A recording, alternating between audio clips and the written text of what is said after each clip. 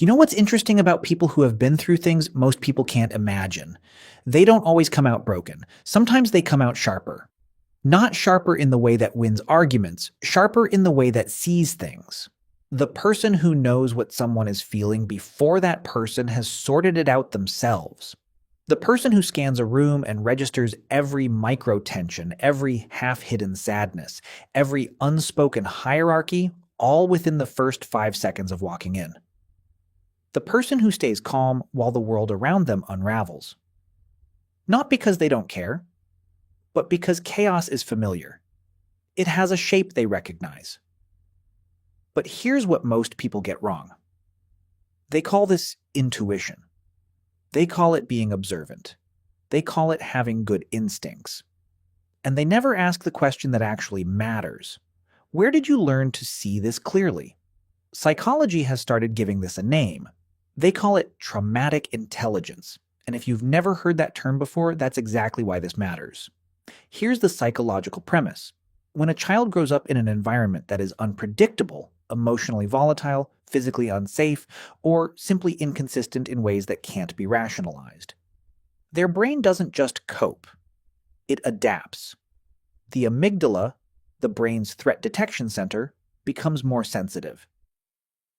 The prefrontal cortex, responsible for scanning social environments and predicting outcomes, develops faster and in different ways than it does in children raised in stable environments. The result is not damage. At least, not only damage. The result is a nervous system that was trained, without anyone's permission, to read rooms, predict moods, detect micro-expressions, and think several steps ahead. Not as a skill, as a survival mechanism. This is not the intelligence that shows up on IQ tests. It doesn't help you solve math equations faster or memorize facts, but it does something far more complex. It teaches you to understand people at a level most people never access. And it does this so early, so deeply, that you don't even realize you have it. You just assume everyone sees what you see. They don't. Here are 11 signs that the intelligence you carry, the one you may not even recognize in yourself, was forged in exactly this way. Sign 1. Your nervous system never fully powers down. The first sign is the most physical one, and it's the one almost no one connects to intelligence. You have probably never experienced what other people describe as truly relaxing. Not completely, not all the way. There is a baseline hum that never quite leaves you, a quiet alertness, a scanning, even when you're alone. Even when everything is objectively fine. Psychologists call this hypervigilance, and it develops when the brain learns early that safety is not a guarantee, that the environment can shift without warning, that you need to be ready. But here's what the research reveals. That same hypervigilance, when it's not overwhelming you, is also what allows you to notice things. The half-second hesitation before someone says they're happy for you. The tension in a room that hasn't been named yet. The shift in someone's energy before they've processed it themselves. Your nervous system was trained to scan for threat, but what it actually became is a highly sensitive detection instrument. You pick up data other people filter out. Not because you're more perceptive by nature, because your brain never had the luxury of filtering it out in the first place. The cost? You're tired in a way that isn't physical. The gift? You see what others walk right past. Sign 2. You notice what someone is hiding before they know they're hiding it. The second sign builds directly from the first, and it's the one that makes people deeply uncomfortable, including you. You don't just notice surface emotions. You notice the contradiction between what someone is saying and what their body is broadcasting. You hear the false note in a compliment. You see the anger beneath a smile, the grief beneath a laugh, the insecurity dressed up as confidence. And here's what's strange. You don't try to do this. You don't sit there deliberately analyzing people.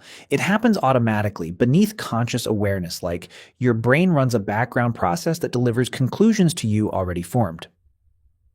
Developmental psychologists have studied this extensively. They found that children who grew up needing to track caregiver moods, children who learned that a parent's emotional state could shift the entire atmosphere of a home without warning, develop what researchers call enhanced threat cue detection. But in adulthood, that same ability looks like something else entirely. It looks like wisdom. It looks like emotional intelligence. It looks like you can see through people. And the truth is, you can. The weight you carry isn't that you're wrong about what you see.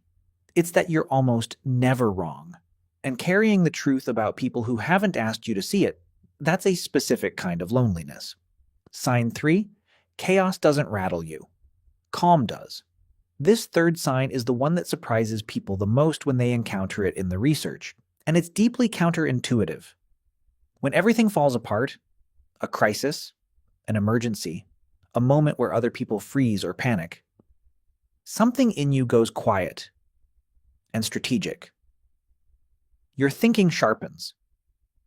You move through the chaos with a clarity that surprises everyone around you, sometimes including yourself. But when things are calm, when life is stable and predictable and nothing is wrong, that's when the restlessness starts. That's when the anxiety that has no obvious source begins to surface. Neuroscientists have a name for this pattern. They call it stress inoculation. When a developing brain is exposed to manageable levels of stress, not trauma that overwhelms, but stress that can be navigated, it builds a kind of psychological immune response. The brain learns that difficult situations are survivable, and it develops efficient pathways for responding to them. The paradox is this: you function beautifully in conditions that break other people, but peace, real, sustained peace, feels foreign. It feels like waiting. Your nervous system doesn't trust it because historically, calm was just the space between storms. You're not broken for struggling to relax. Your body was conditioned to treat stillness as the moment before impact, and unlearning that takes longer than most people understand.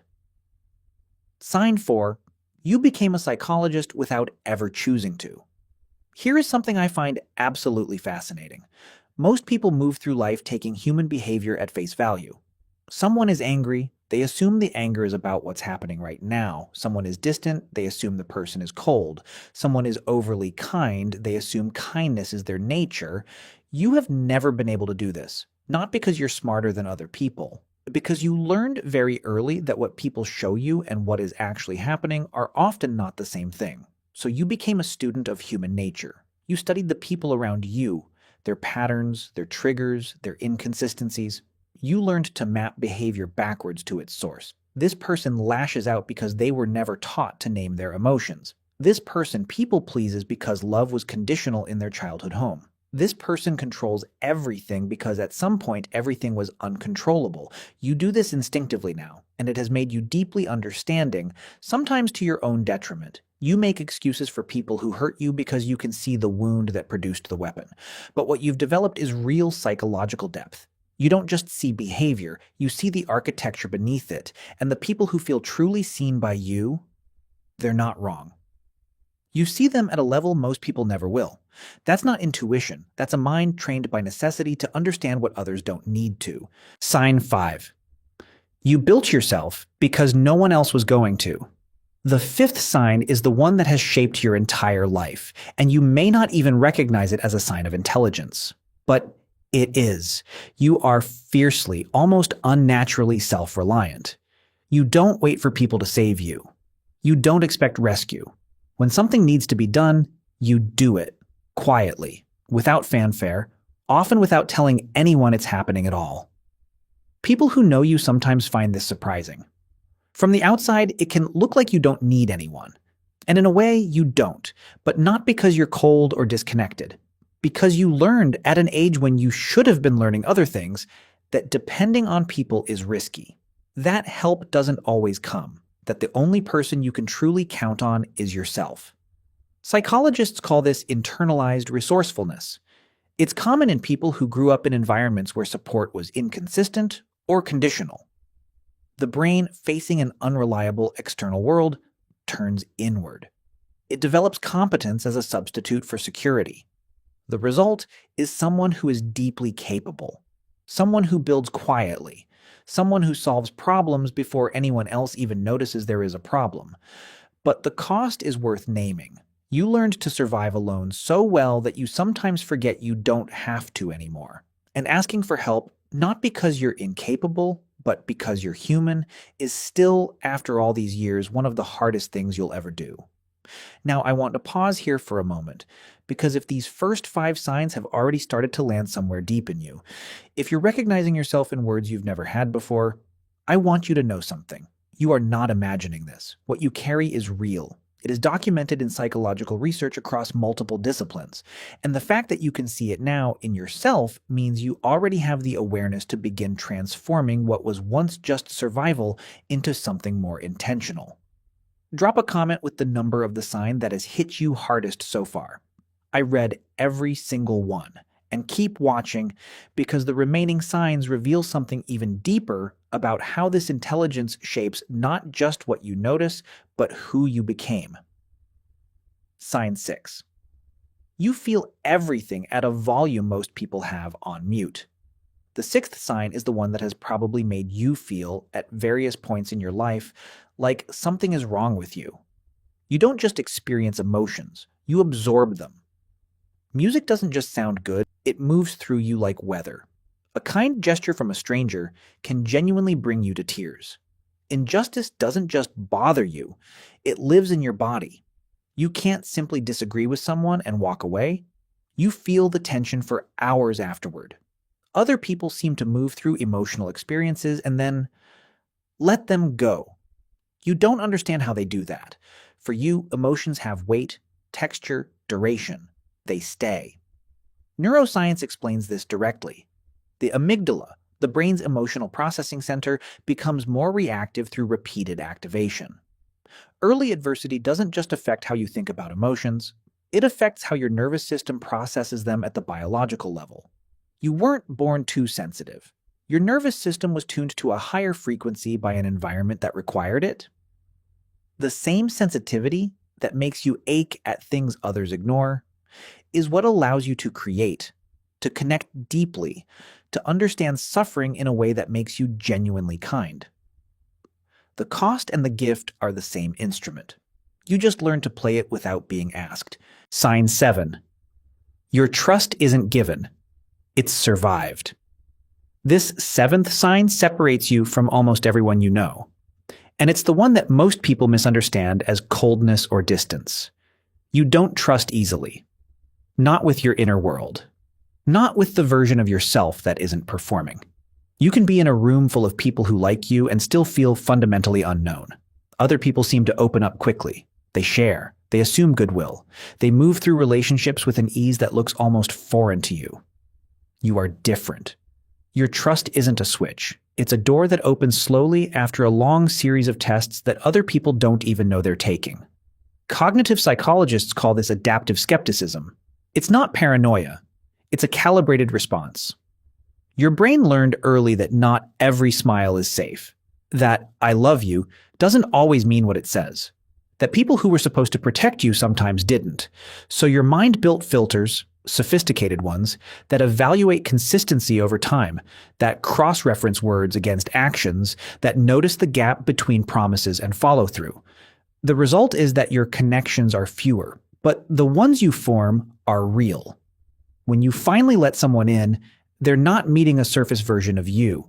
They're meeting someone who has chosen them carefully, deliberately, with full awareness of what trust costs. You're not incapable of connection. You're just incapable of pretending connection exists where it doesn't. Sign 8. You predict endings because you've studied beginnings. Here is something you have probably experienced dozens of times without ever naming it. You meet someone, and within a very short period, sometimes minutes, sometimes a single conversation, you already sense how this will end. Not because you're cynical, not because you make snap judgments about people, but because your brain has already processed signals that other people won't register for months. You watch a friend enter a relationship and feel a quiet, almost physical certainty about where it's heading. You hear a business idea and see the flaw that won't surface until year 2. You sit in a meeting and know, before the proposal is even finished, which parts of it will collapse and why. People sometimes find this unsettling. They call you negative or overly analytical. But you're rarely wrong. What you're experiencing is the culmination of everything we've discussed so far. The hypervigilance, the pattern recognition, the compulsive study of human behavior, all converging into one function: prediction. Your brain, trained by years of needing to anticipate what would happen next just to feel safe, now operates as a kind of forecasting engine. It takes in current data and runs it against a massive internal library of patterns you've already seen. You don't just see the present, you see the trajectory, and that distance between what you can see coming and what everyone around you is still discovering, that distance is one of the quietest forms of loneliness you will ever carry. Sign 9. Stillness feels like a threat your body hasn't unlearned. The ninth sign is the one that lives entirely in your body, and it's the one most people, including therapists, miss for years. When things are quiet, genuinely quiet, something in you tenses. Not dramatically, just a background hum of unease that you've learned to live with. You find it hard to sit still, hard to not be productive, hard to simply exist without a task, a plan, a direction. Vacations exhaust you in ways that are hard to explain. Weekends with nothing scheduled feel heavier than workdays. Meditation, which is supposed to be calming, can actually make the anxiety louder because it removes the distractions that usually keep the hum at bay. This is your autonomic nervous system, the part that operates beneath consciousness, doing what it was trained to do. It learned at a formative age that stillness was dangerous, that calm was temporary, that the moment you let your guard down was the moment something would go wrong. So it never fully let your guard down. And decades later, in a life that may now be genuinely safe, your body is still running the old software, still waiting, still braced. You're not incapable of peace. You're just running a threat detection system that was installed before you had a choice, and no one ever gave you the manual for how to turn it off. Understanding this, really understanding it, is where healing begins. Not by forcing yourself to relax, by recognizing that your nervous system isn't broken. It's loyal. It's still trying to protect a child who doesn't need protecting anymore. Sign 10. You turned your wound into a way of seeing. And now we arrive at the 10th sign, and this one is the hinge that changes everything. Most people who experience adversity carry it as a weight. It slows them down. It narrows their vision. It makes the world smaller. But for a certain kind of person, and if you've recognized yourself in these signs, you are this person. The adversity didn't just wound you. It gave you a lens, a specific, irreplaceable way of seeing that people who had easier lives simply don't have access to. You understand suffering because you've been close to it. Not from a distance, not as a concept you read about, but as something that lived in your home, your body, your earliest memories. And that proximity, as painful as it was, gave you something. It gave you the ability to sit with someone in their pain without flinching, to not try to fix it or rush past it or offer the kind of hollow comfort that people who are uncomfortable with suffering reach for. You know how to just be there. You know that sometimes the most healing thing in the world is presence without an agenda.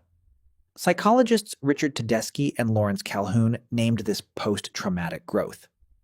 Their research, spanning decades, found that a significant portion of people who navigate significant adversity don't just recover.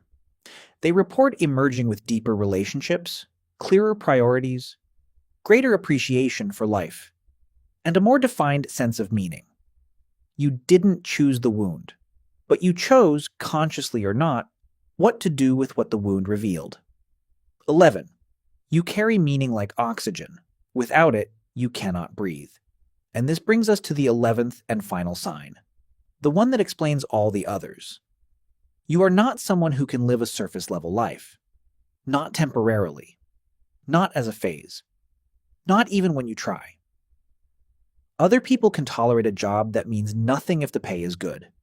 Other people can move through days that have no deeper significance, filling the hours with distraction and calling it a life. Other people can accept that meaning is something you look for on weekends, in books, on retreats, not something woven into the fabric of how you spend your waking hours. You have never been able to do this. When your life feels disconnected from purpose, something in you doesn't just become unhappy. It starts to die. Not dramatically, quietly.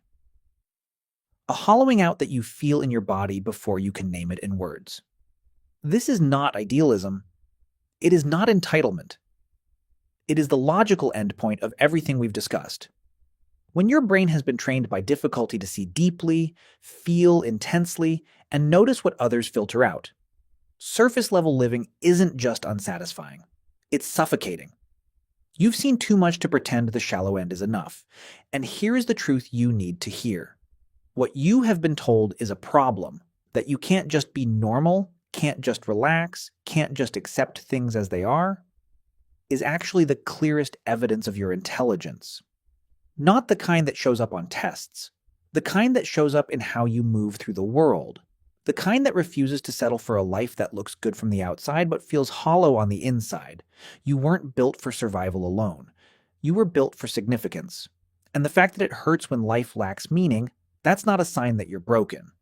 It's a sign that you're awake. What's interesting about all 11 of these signs is how consistently they're misread. The person who can't fully relax looks anxious. The one who sees through people looks judgmental. The one who stays calm in chaos looks detached. The one who trusts slowly looks cold. The one who can't tolerate meaninglessness looks ungrateful. But sometimes what looks like a collection of quiet difficulties is actually something very specific.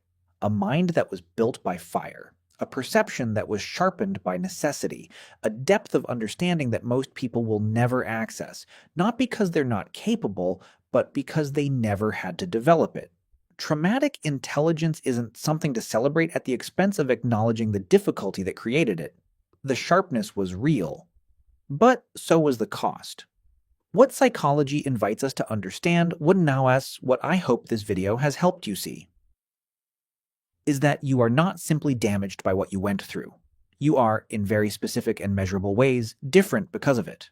More perceptive, more empathetic, more attuned to what matters, and more allergic to what doesn't. The question now isn't how you got here. You already know that answer better than anyone. The question is what you choose to do with the intelligence you built along the way. If this video put words to something you've been carrying quietly for a long time, leave a comment with the sign that resonated most. I read every single one, and if you're not subscribed, this is exactly the moment. Every video on this channel is designed to help you understand your mind so clearly that you stop underestimating it. I'm Turn Wiser. Don't forget to subscribe so you won't miss the next video. Goodbye, and see you in the next one.